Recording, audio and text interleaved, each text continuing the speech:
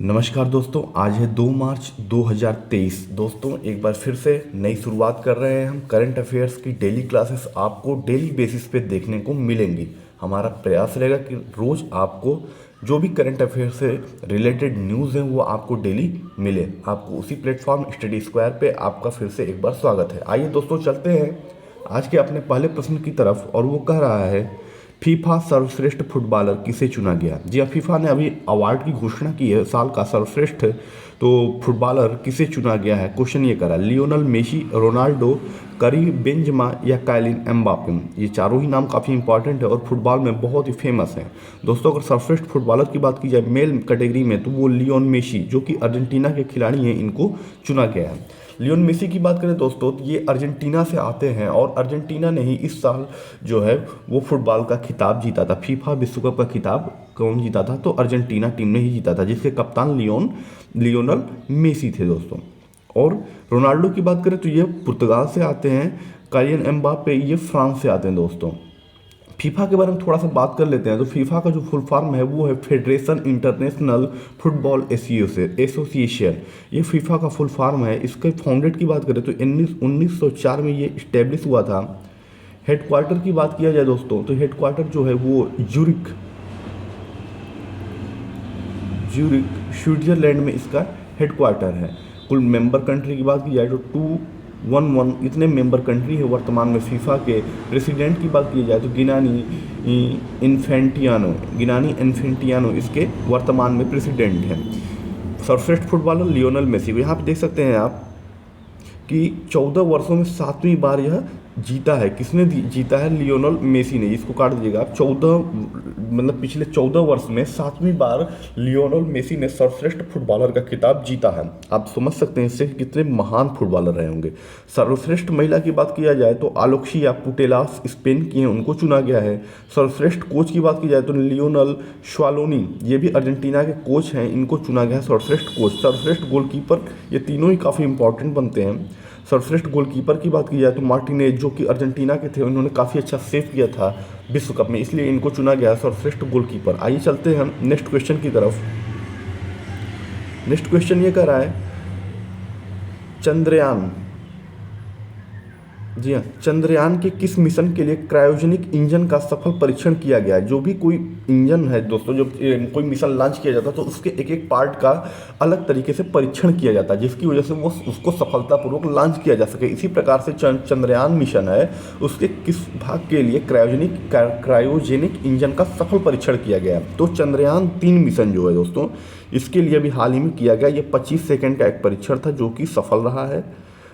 Chandrayaan 3 mission जो है इसी साल लॉन्च किया जाएगा, इसके लिए परीक्षण किया गया। चंद्रयान 4 की बात करें तो ये भी लॉन्च नहीं हुआ। चंद्रयान 2 जो था दोस्तों, वो आप जानते हैं कि वो सक्सेस नहीं हो पाया था। तो चंद्रयान 3 के लिए क्रायोजेनिक इंजन का सफल परीक्षण किया गया है, इसी साल इसको लॉन्च किया जाना है। मिशन चंद्रयान 3 की बात करें तो नेक्स्ट क्वेश्चन की तरफ चलते हैं। किस देश ने GSM association government leadership award 2023 जीता है? जी हाँ, यह देश किस देश को यह इस पुरस्कार से सम्मानित किया गया? भारत को, चीन को, श्रीलंका को या बांग्लादेश को?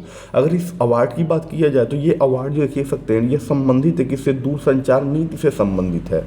दूरसंचार नीति और विनियमन में प्रथाओं को करने के लिए भारत ने पुरस्कार जीता है।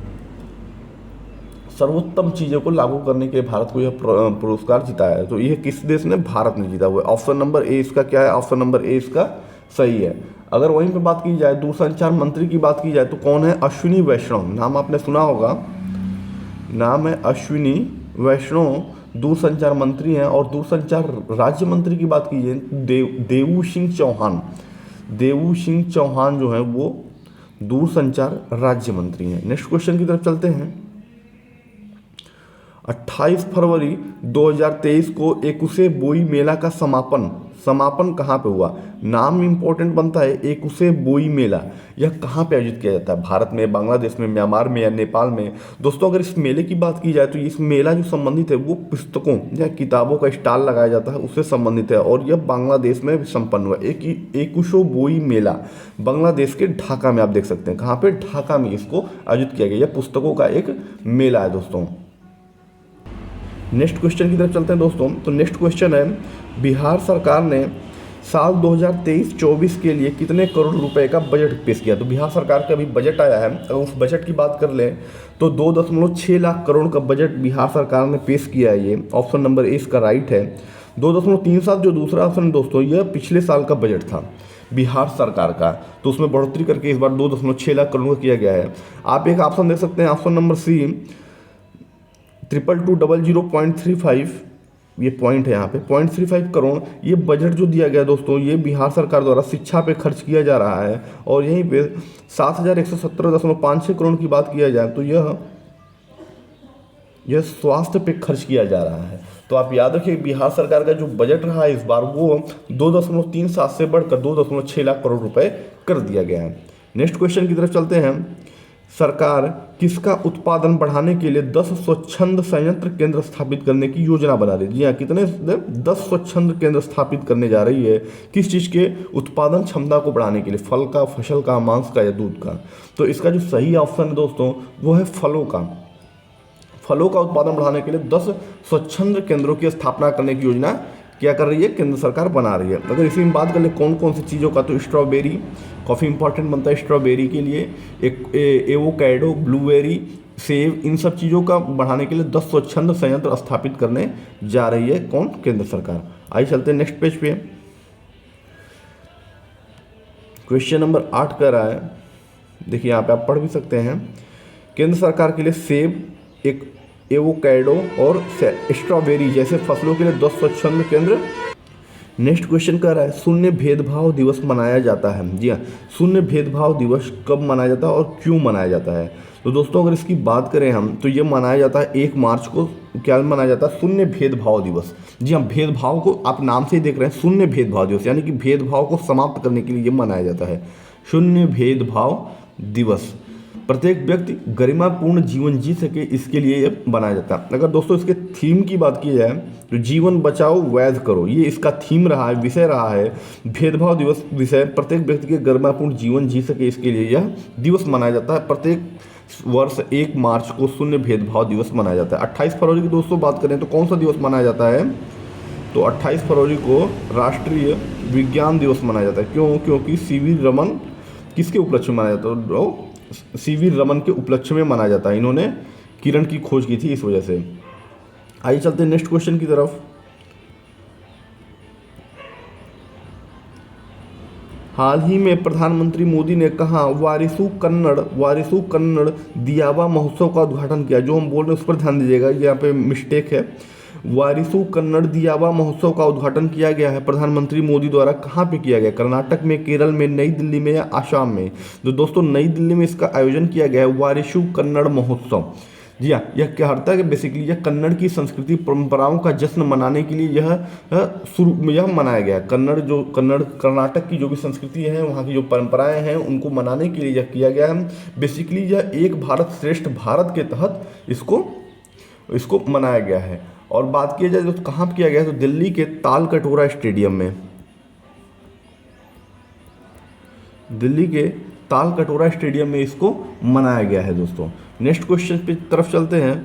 वो कह रहा है भर्ती परीक्षा में पेपर लीक रोकने के लिए किन राज्य की विधानसभा में विधेयक पारित किया गया? जी हाँ, परीक्षाओं में जो भी पेपर लीक होते हैं उनको रोकने के लिए एक विधेयक पारित किया गया। बता रहा है कौन सी राज्य सरकार ने पहले इस विधेयक को पारित किया है? गुजरात, बिहार, उत्तराखंड या उत्तर प्रदेश?